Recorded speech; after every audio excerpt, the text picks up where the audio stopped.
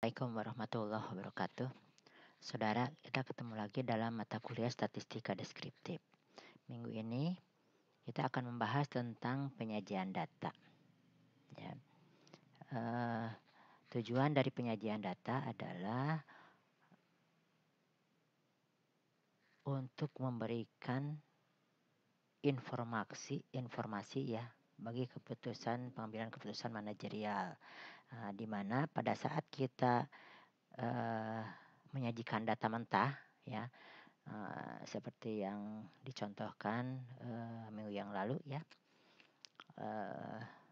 itu data belum tertata dengan baik sehingga data itu perlu disusun lagi ya. Misalnya saja ya, mengapa kita perlu menyajikan data, misalnya kita ingin melihat prospek saham ya, saham-saham sebelum melakukan investasi di pasar modal. Ya, kita harus melihat dulu bagaimana apakah prospeknya itu baik atau tidak gitu ya. Kemudian sebelum kita membeli mobil misalnya saja, kita perlu melihat informasi daftar harga-harga. Nah, daftar harga-harga itu adalah data yang sudah disusun ya, jadi bukan data mentah lagi. Kemudian kita juga bisa melihat ya, jenis mobil mana yang paling banyak diminati pembeli misalnya saja gitu ya. Sehingga kita tahu mana mobil yang sedang tren gitu ya. Nah, dalam statistika deskriptif ini ya, kita perlu prosedur atau langkah-langkah ya, sebelum kita masuk kepada penyajian data ya. Nah, ini ada langkah-langkah statistika deskriptif. Yang pertama adalah menyajikan masalah dan jawaban yang diperlukan ya, atau mengidentifikasi masalah ya, kita ke lapangan, kemudian kita melihat kasus ya, atau menemukan kasus, kemudian kasus apa yang harus kita angkat, misalnya saja tentang perkembangan saham satu perusahaan misalnya. Kalau kaitannya itu dengan data yang harus saudara miliki ya. Nah, bagaimana perkembangannya? Apakah per hari misalnya saja selama 30 hari gitu ya. Atau misalnya saja dari jam per jam selama 30 jam atau 32 jam misalnya saja, karena minimal itu 30 jam, 30 datanya ya, misalnya saja kalau tanggung itu menjadi 32 misalnya saja gitu ya. Nah, itu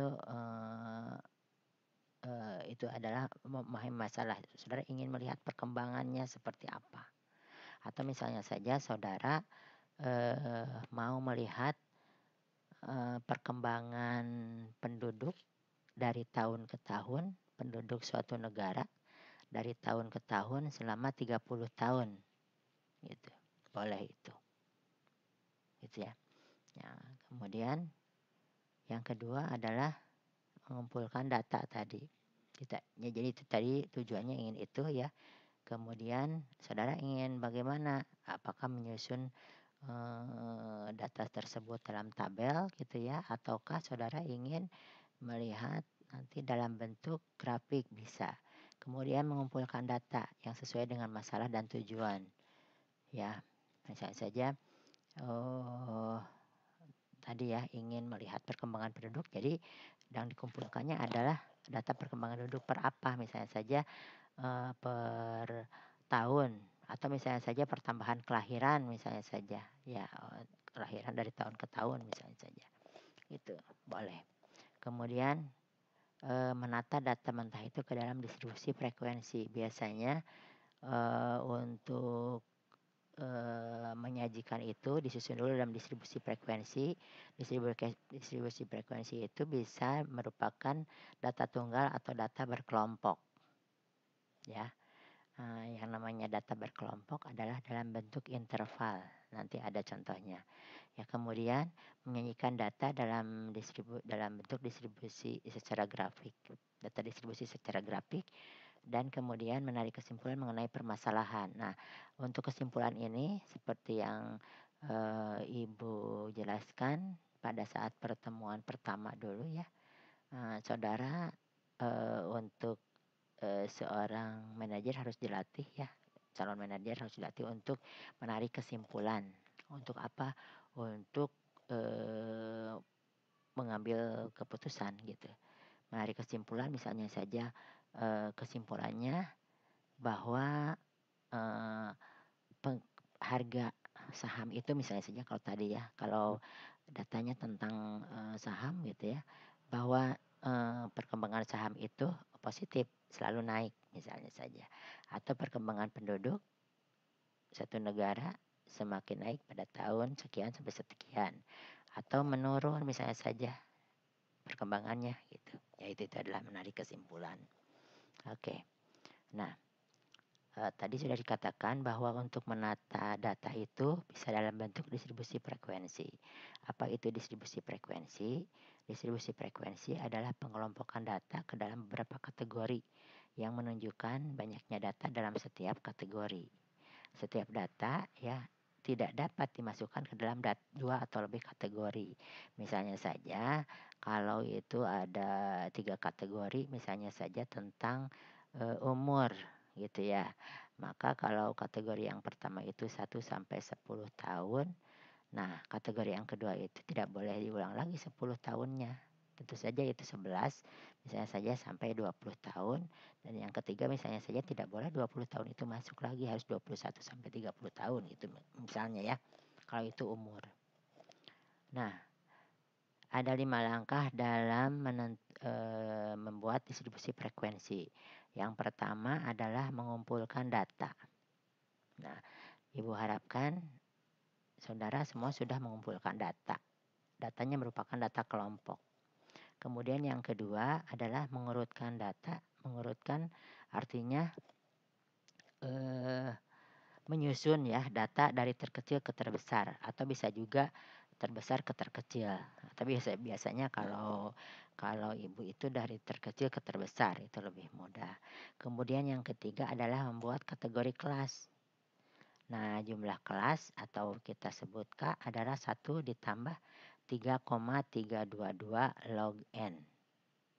Ya. Nah, K itu adalah jumlah kelas ya. Kemudian N itu adalah jumlah data. Ya. Nah, log N N-nya itu adalah data. Jadi kalau misalnya saja datanya 30, maka N-nya adalah 30. Untuk mencari logaritma itu bisa dalam kalkulator bisa, kemudian di Excel juga bisa, kemudian di HP juga bisa. Kemudian setelah itu membuat interval kelas. Ya, mulai dengan interval kelas itu adalah range. Range itu adalah nilai tertinggi dikurangi nilai terendah dibagi dengan K tadi atau jumlah kelas tadi. Ya, kemudian melakukan penghitungan atau penterusan setiap kelasnya. Ya, oke. Kita ke selanjutnya sekarang ya. Nah, misalnya saja ini ada 30 perusahaan. Ini namanya data cross seksional ya. Jadi pada tanggal 11 November 2013 gitu ya. Ini adalah harga saham per lembarnya ya untuk berbagai perusahaan. Nah, kalau saudara mah berarti nanti ya satu perusahaan, tetapi kalau mau harga saham ya suatu perusahaan tetapi pada waktu yang berbeda. Oke, gitu ya. Harga saham pada waktu yang berbeda satu perusahaan. Nah, kalau ini ada 11 ya, kemudian ini ada 11 lagi. Gitu ya. Jadi 22 perusahaan, harga saham dari 22 perusahaan pada waktu yang sama yaitu 11 November 2013. Ini adalah namanya data mentah. Bagaimana caranya kita ingin melihat ya, misalnya saja ya, yang mana sih yang paling diminati? Saham yang mana sih yang paling diminati oleh oleh peminat, yang paling banyak diminati gitu ya, yang transaksinya paling banyak ya dari ke 22 perusahaan tersebut gitu ya. Nah, dari harga berapa sih yang paling diminati itu gitu ya. Nah, maka itu adalah permasalahannya. Nah, ini adalah langkah-langkahnya. Yang pertama adalah ini sengaja ya, ada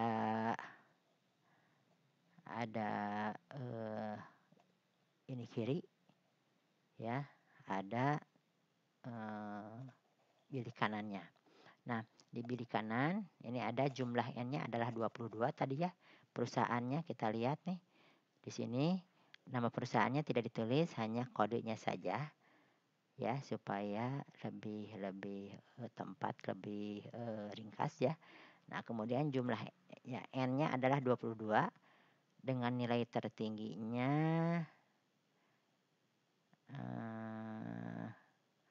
114 ya.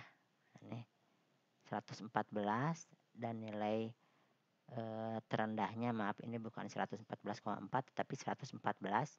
114, kemudian nilai terendahnya 77.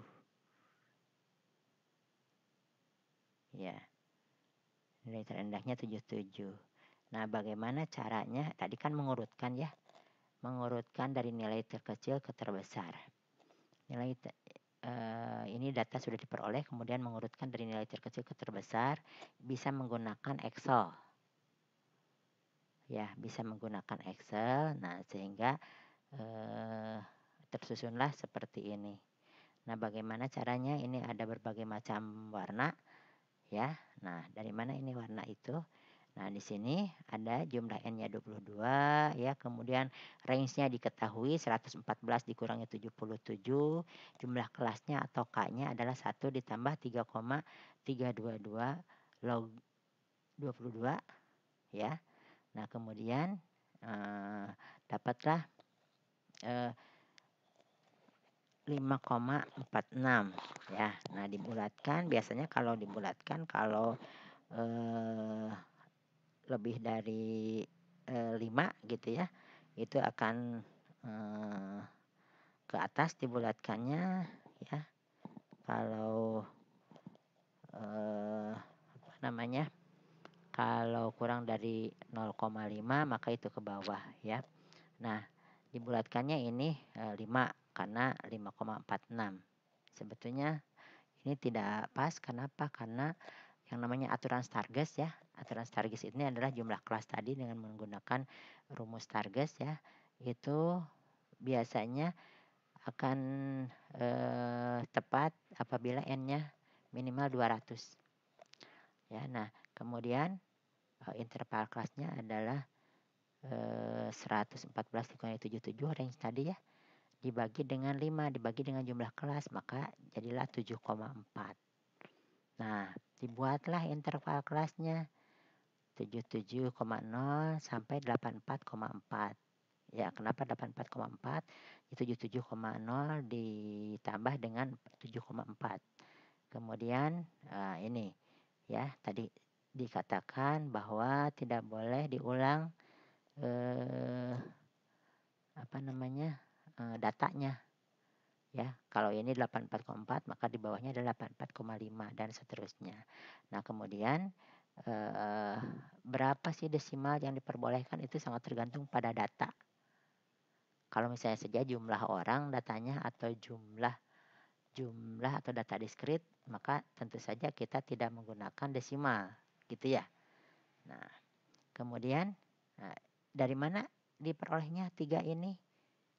Kita lihat di sini kan kita sudah mengurutkan nih. Kita lihat ada 77, 80, 83. Nah, yang pada peringkat yang pertama ini ya, kategori yang pertama ini cuma sampai 84,4, sehingga yang 87 itu tidak termasuk. Jadilah ini warnanya kuning semua untuk mempermudah nanti. Kemudian yang selanjutnya kan 84,5 sampai 91,9. 87 ini sudah termasuk 84,5 ya. Nah, kemudian sampai 91,9. Nah, ini orange. Kemudian yang selanjutnya yang 3 ya. Kategori 3 92 sampai 99,4. Nah, ini ada 93 sampai 99 masuk. Kemudian yang keempat 99,5 sampai 106,9. Nah, di sini berarti 100 sampai 104 itu masuk ke kategori 4 dan inilah kategori 5 ya. Yang 107 sampai dengan 114,4. Ini ya. Nah, jadi di sini ada 3 perusahaan, ini ada 4 perusahaan, ini ada 7 perusahaan, ini ada 4, ini ada 4. Gitu ya. Nah, tadi ya yang jumlah dari setiap kategori tersebut ya kita tulis dalam yang disebut dengan frekuensi. Itulah yang disebut dengan frekuensi absolut. Ini adalah frekuensi absolut 34744. Kemudian bagaimana kalau kita ingin memperoleh frekuensi relatif? Frekuensi relatif adalah frekuensi setiap kelas dibandingkan dengan frekuensi totalnya. Mohon maaf nih, ini bukan frekuensi relatif ya. Frekuensi relatif adalah frekuensi absolut setiap kelas. Ini absolut ya. Mohon maaf ada kesalahan. Frekuensi absolut setiap kelas dibandingkan dengan frekuensi totalnya. Nah, misalnya saja ini kalau kita ingin melihat frekuensi relatif kategori yang pertama berarti 3 dibagi dengan 22 kali 100%. Ya. Nah, ini jumlah dari seluruhnya harus 100%. Tidak boleh lebih dan tidak boleh kurang ketika dijumlahkan. Nanti hati-hati. Oke. Ya. Nah, kemudian tadi juga sebenarnya distribusi frekuensi tadi sudah merupakan penyajian data dalam bentuk tabel. Tetapi penyajian data ini bisa dikembangkan lagi dalam bentuk grafik. Ya. Yaitu dalam sajian gambar ya. Baik grafik poligon, histogram atau OGIF ya. Nah, dalam membuat penyajian tadi ada beberapa istilah penting dalam penyajian data. Nah, misalnya saja batas kelas. Batas kelas adalah nilai terendah dan tertinggi pada suatu kelas. Ya, sedangkan nilai tengah kelas adalah nilai yang letaknya di tengah kelas. Nah, bagaimana caranya kita lihat nanti. Kemudian nilai tepi kelas. Nah, nilai tepi kelas adalah nilai batas antar kelas yang memisahkan nilai antara kelas 1 dengan kelas lainnya.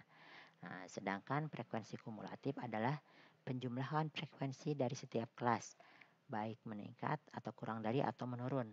Nah, bisa ini kurang dari sama dengan, bisa lebih dari sama dengan gitu ya. Itu ya nanti dikembangkan lagi. Oke. Saya gini. Nah, batas kelas itu yang mana?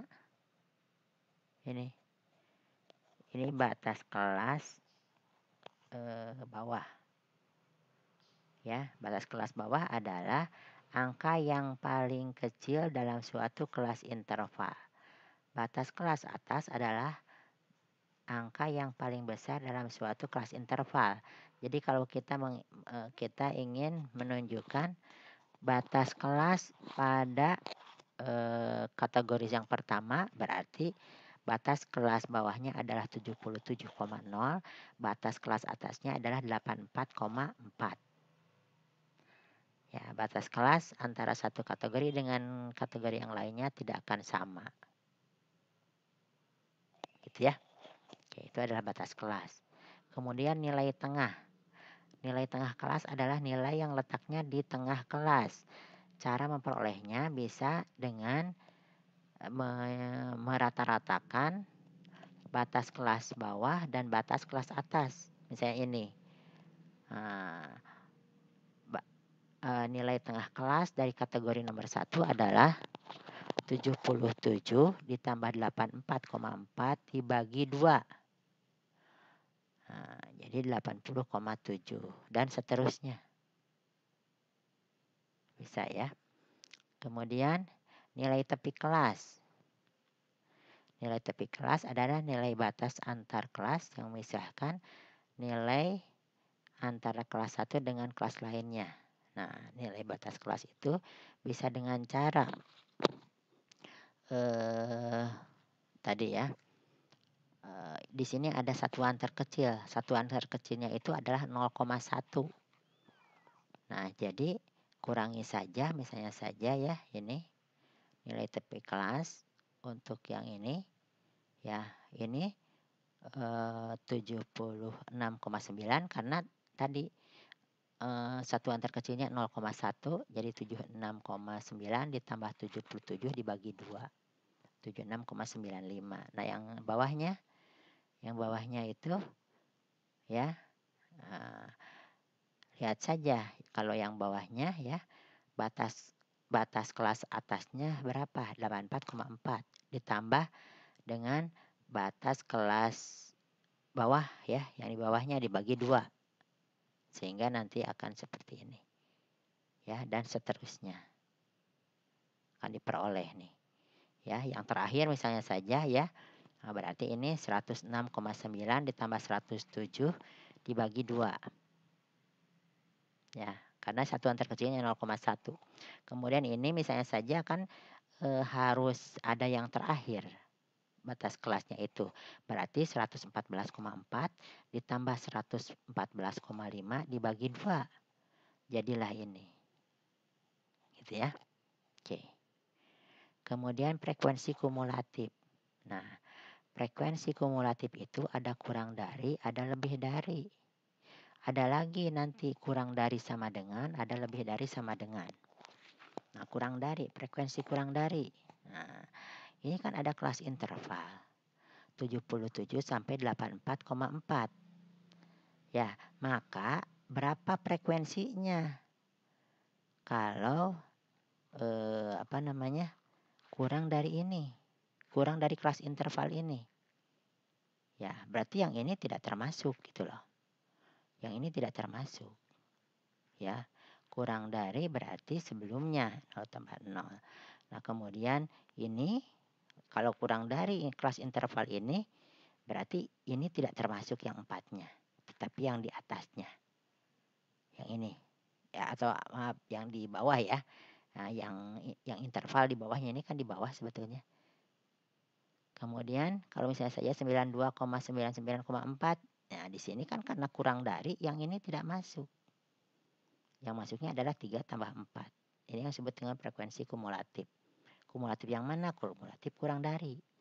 Tapi kalau frekuensi lebih dari berarti lebih dari interval 77 sampai 84,4 ya ini dong 4 tambah 7 tambah 4 tambah 4 alias 22 dikurangi 3 19 ya. Nah kemudian kalau lebih dari 84 sampai 91,9 maka ini adalah ini berarti 7 tambah 4 tambah 4 ya. Oke. Maaf. Ya, 7 tambah 4 tambah 4, 15. Ya, lebih dari 84 sampai 91,9. Kemudian lebih dari 92 sampai 99,4. Berarti 4 ditambah 4, 8.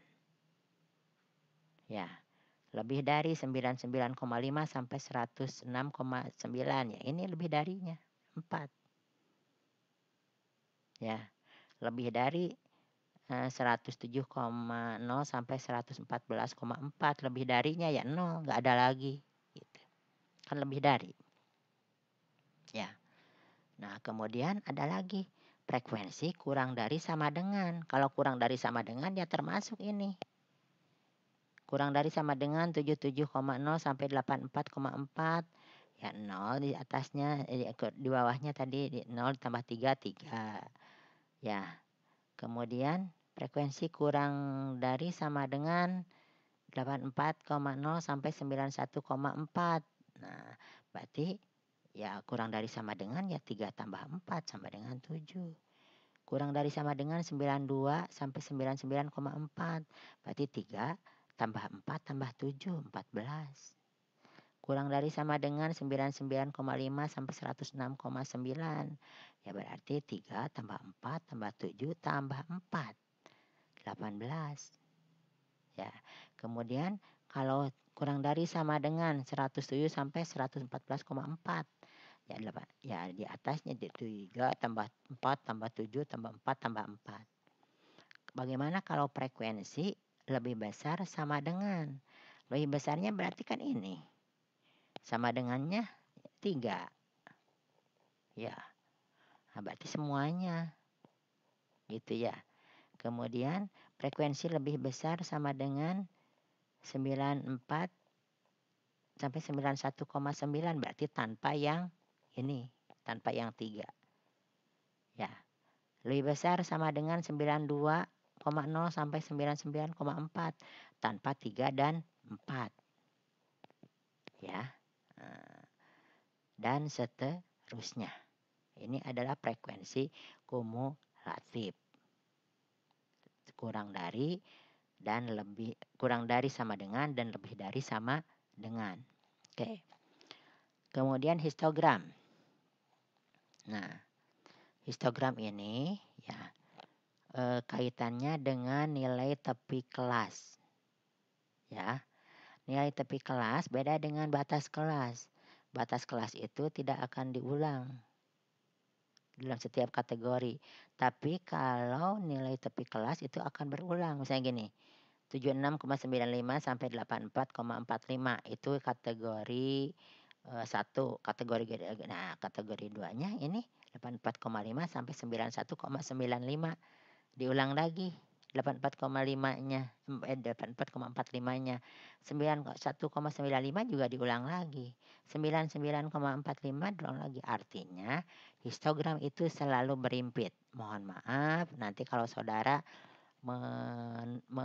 menggambar ya, menggambar baik di Excel maupun di apalagi manual ya.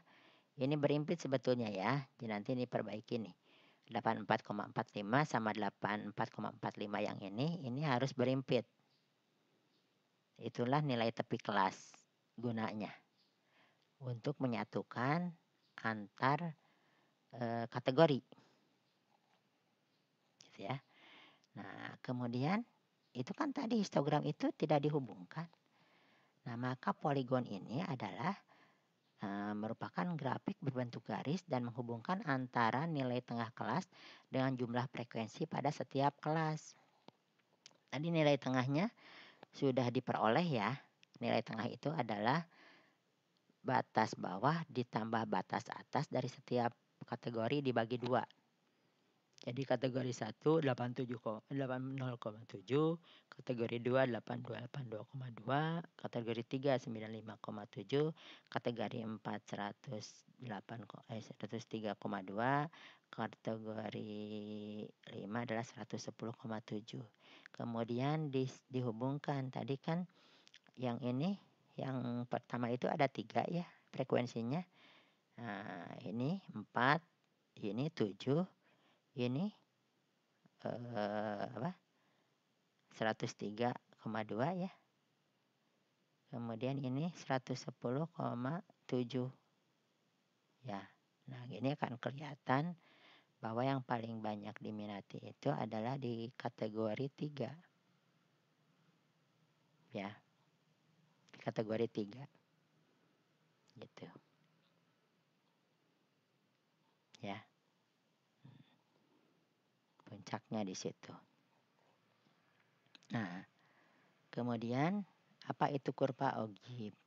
Kurva Ogive adalah diagram garis yang menunjukkan kombinasi antara interval kelas dengan frekuensi kumulatif. Tinggal mengganti saja nanti ya Interval kelasnya ini, tapi frekuensinya itu adalah frekuensi kumulatif. Mau kurang dari boleh, mau lebih dari boleh, kurang dari sama dengan boleh, lebih dari sama dengan boleh. Ya, mengganti ke atasnya itu bukan frekuensi absolut, tetapi bukan frekuensi frekuensi biasa, tetapi frekuensinya frekuensi kumulatif. Mau absolut ataupun relatif ya, boleh-boleh saja. Nah, sehingga nanti ini bentuknya akan seperti ini. Ya. Ini masih gambar ini nanti ada kekeliruan ya. Nanti akan Ibu terangkan, ya, jelaskan pada saat kita temu daring, gitu ya. Nah, ini adalah kurva ujib, ya, seperti ini. Kemudian, nah, pada pertemuan ketiga itu ada saudara harus mengumpulkan cicilan 1 UTS, ya. Nah, pada 1 UTS itu ada 3 cicilan ya. Yang pertama adalah distribusi frekuensi. Nah, caranya adalah cek kembali data kelompok yang saudara miliki sudah sesuai atau tidak. Nanti Ibu akan memeriksa pada saat temu daring. Ya, kemudian buatlah tabel distribusi frekuensi lengkap dengan frekuensi absolut, relatif, kemudian batas kelas, nilai tepi kelas, dan nilai tengah. Ya. Kemudian hitunglah frekuensi kumulatifnya. Buatlah histogram poligon frekuensi dan kurva ujibnya. Nah, karena ini nilai perorangan ya, maka harus dibuat oleh perorangan ya, seperti pada mata kuliah matematika ekonomi ya. Nah, dikirimkan nanti ke Ibu ya. Kalau yang kelas Ibu itu kepada email Ibu, bagi kelas Bu Siva ke emailnya Bu Siva. Ya. Nah, kemudian boleh tidak pakai tulis tangan? Boleh, silahkan. Berarti saudara nanti kerjanya menggunakan kalkulator atau penghitungannya ya, kalkulasinya pakai kalkulator ataupun kalkulator yang ada di HP, boleh. Nah, itu harus dalam bentuk PDF. Dicek lagi ya. Jangan terbolak-balik begitu saja si tulisannya ya.